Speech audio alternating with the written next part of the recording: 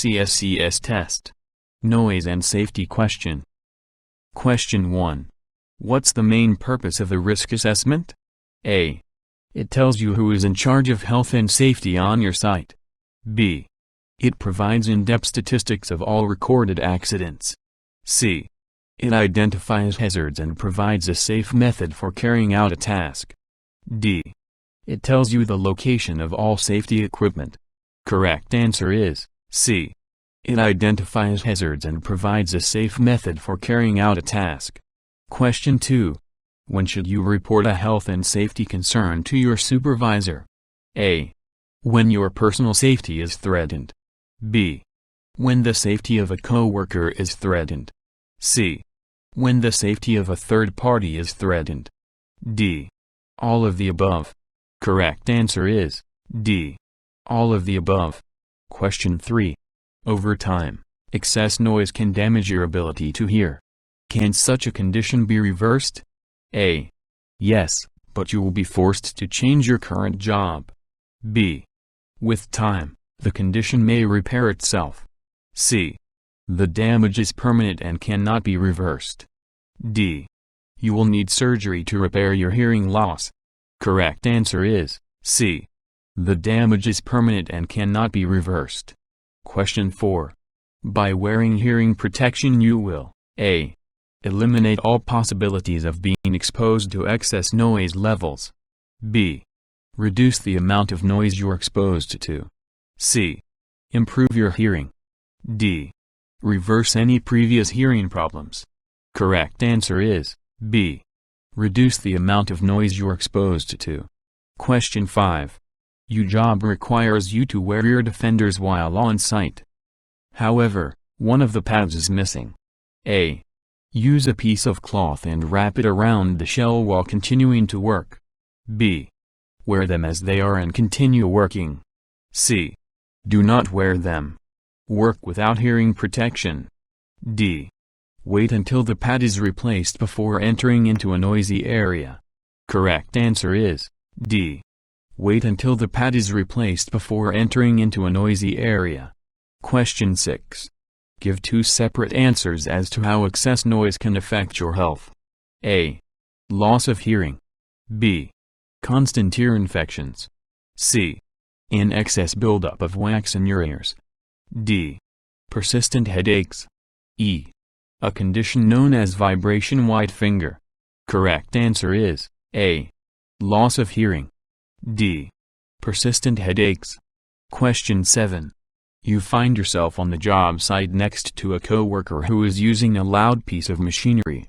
You are wearing no hearing protection. A. Immediately stop and speak with the supervisor of your coworker. B.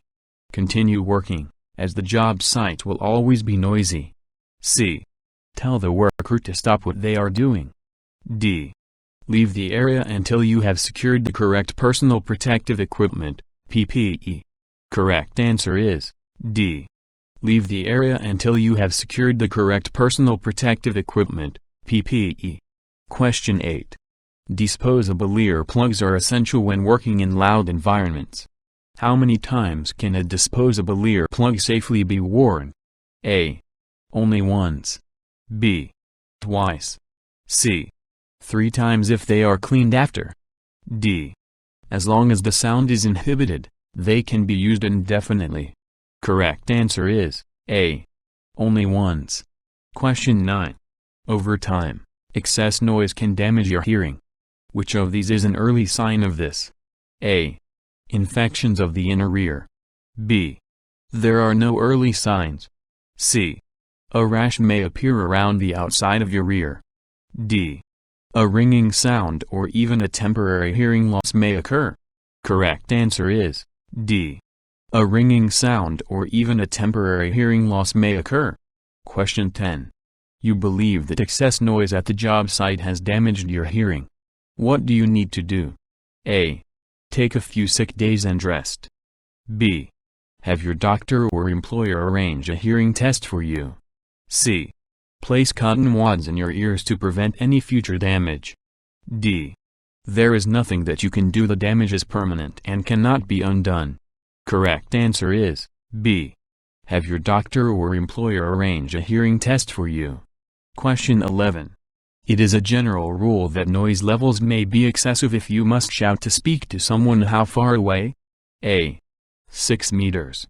B. 4 meters. C. 5 meters. D. 2 meters. Correct answer is D. 2 meters. Question 12. When working in a hearing protection zone, you must A. Use hearing protection when the noises are too loud to stand. B. Be careful not to make excess noise. C. Wear the appropriate hearing protection at all times. D. Have adequate hearing protection in case you need it. Correct answer is C. Wear the appropriate hearing protection at all times. Question 13. You have just finished working with a particularly noisy piece of equipment and you have a ringing in your ears. What does this symptom imply? A. Your body has been exposed to excess vibration. B. You may be coming down with the flu or a respiratory infection. C. The level of noise was high, but it was still safe. D. You've temporarily damaged your hearing. Correct answer is D. You've temporarily damaged your hearing. Question 14. Occupational asthma can make it impossible to work with specific materials. How is it caused? A. Constant exposure to rat droppings. B. Breathing in hazardous substances such as dust, vapors and fumes. C. Constant exposure to harmful levels of noise. D.